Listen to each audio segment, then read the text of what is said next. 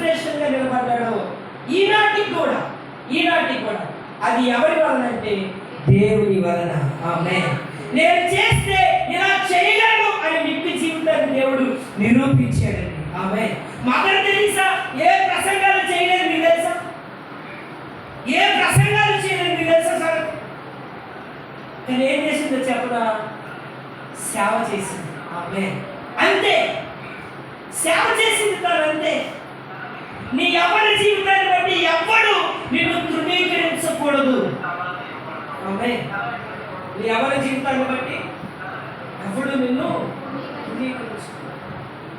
Passion of the Christ cinema చూసారా? Passion of the Christ cinema చూసారా? అలాంటి చూడండి, అలాంటి చూడండి. అలవాటే లేదు. డైరెక్టర్ ఎవరు చెప్పరా? ఎవరు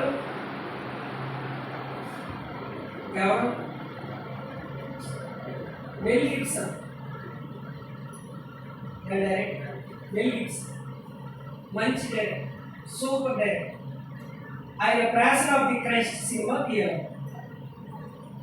తీయాలనుకున్నప్పుడు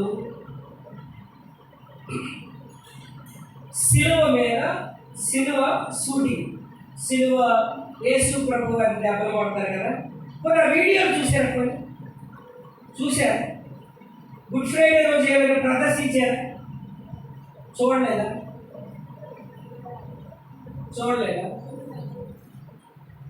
వాస్తవంగా చెప్పాలి అంటే ఆ సినిమా డైరెక్టర్ క్రిస్టియన్, ఆ సినిమా హీరో నాన్ క్రిస్టియన్. యేసు ప్రభుని నమ్ముకోలా. అంతకుముందు అతను ఒకే ఒక సినిమా తీశాడు, యేసు ప్రభులో ఉన్నాడని ఆయన పెట్టుకున్నారు, మెల్ గిబ్సన్ పెట్టుకున్నారు.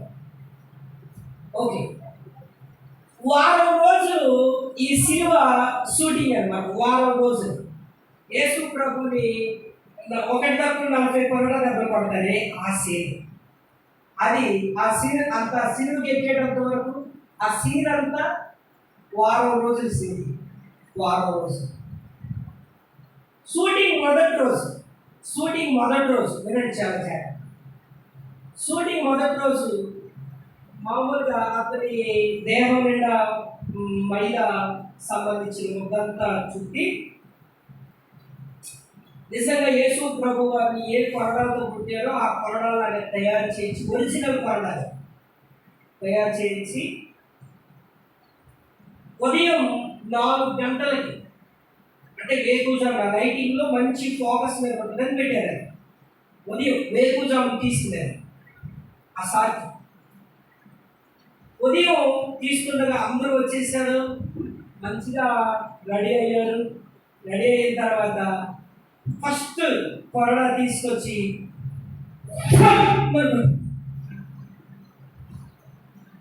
అప్పుడు సినిమా హీరో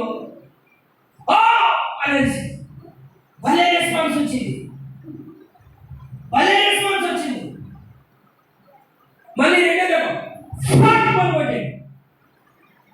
రెండో దెబ్బ కొట్టేసరికి ఆ చువ్వ లోపలికి వీపు దూరిపోయి లాగేసరికి ఉన్న పాటున ఆ జాన్సన్ అక్కడ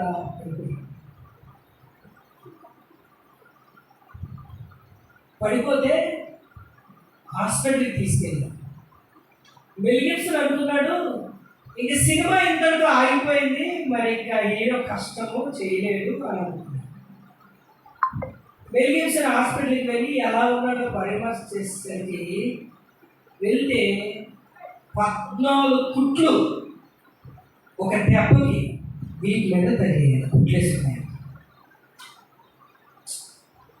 మెల్ గిబ్సన్ యేసు ప్రభుని ఇమేజ్ చేసుకొని యేసు ప్రభు ఇంతకంటే ఘోరంగా భరించాడు కదా అన్న ఆలోచన ఉన్నాడు.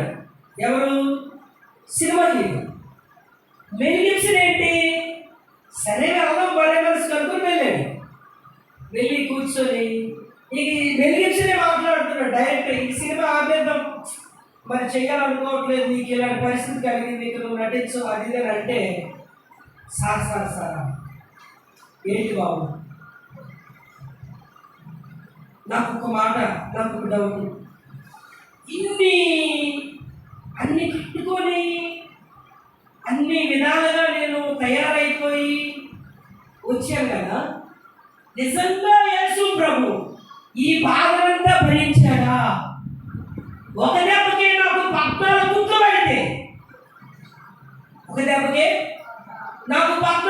పెడితే, ఏమీ లేదు యేసు ప్రభు దేహం మీద ఒక్కొక్క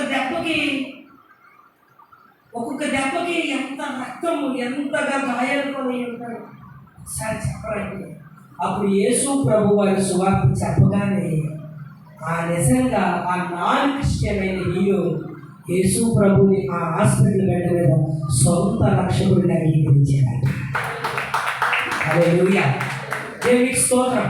అప్పటి నుండి ఇక రియల్గా యాక్షన్ చేయడం ప్రారంభించాడు. ఆమె బ్రతికినా చనిపోయినా యేసు కొరకు ఆయన తీర్మానం చేసుకున్నాడు. ఆమె ఆ బండు టెండలో శిలువ మీద ఆ షూటింగ్ జరుగుతున్నప్పుడు అతనికి తీవ్రమైన జ్వరము.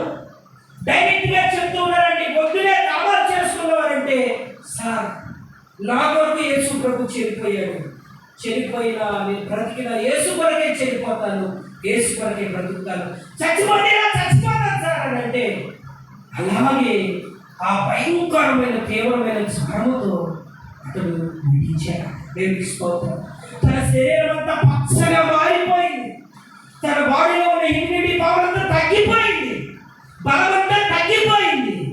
అయినప్పటికీ కూడా షూటింగ్ అయిపోయినంత వరకు ఆయన తన ప్రాణాన్ని బలంగా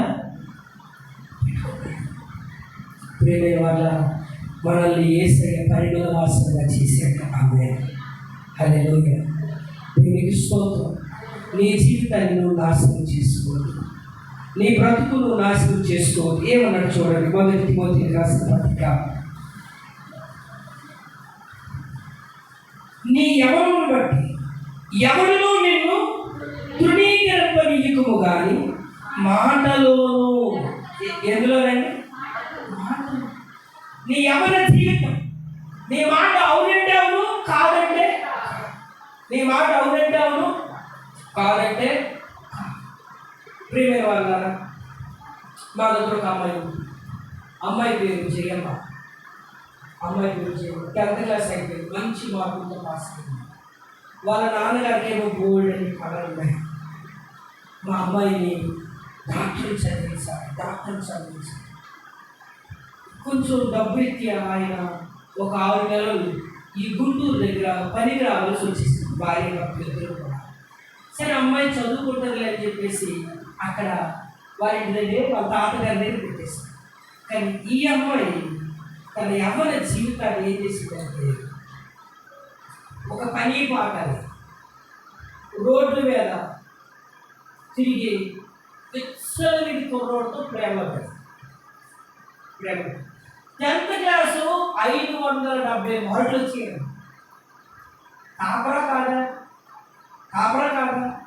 కానీ ఎవరిని ప్రేమించింది? రోడ్డు మీద తిరిగే చదువు సంధ్య అనేది ఒక జులై గారిని ప్రేమించింది. ఆ నాన్నగారు కంప్లైంట్ లేదు, మీ అమ్మాయి వారితో ఫోన్ మాట్లాడుతుంది అని అంటే, అమ్మా వాళ్ళ నాన్న వచ్చాడు, అమ్మా మన కూతురు నువ్వు చదువుకో, నేను డాక్టర్ చేయాలి, డాక్టర్ కాకపోతే ఎంఫార్మసీ బీఫార్మసీ ఏదైనా చేయి, నేను నీకు డబ్బు పెడతాను, నువ్వు బాగా చదువుకో, నువ్వు కష్టపడంటే. వివేవాళ్ళారా, తన తండ్రి ఎంతో ఆ కుమార్తెని ప్రేమించిన తండ్రి ఎంతో తన నాన్నగారితో ఏమీ చెప్పకుండా ఉండలేనటువంటి కూతురు ఈ ప్రేమ విషయంలో చెప్పేసి. అయితే ఫ్యూ ఇయర్స్ ఎక్కువగా కొద్ది సమయానికి మీరు చాలా డీప్ అయిపోయారు. డీప్ అయిపోయిన తర్వాత ఏమైందో చెప్పరా? డీప్ అయిపోయిన తర్వాత అమ్మాయి 10వ తరగతిలో చదువు ఆపేసి, టాపర్ ఏమైంది? చదువు ఆపేసి. ఎందులో పడింది? ప్రేమ. రీసెంట్గా ఆగస్టు 22వ తేదీన పెళ్ళయింది. ఈ అమ్మాయి క్రిస్టియన్, వాడు అన్ని. ఈ డీజేకి బాక్సులకి సౌండ్లు పెడతాడే, ఆ పని చేస్తాడు.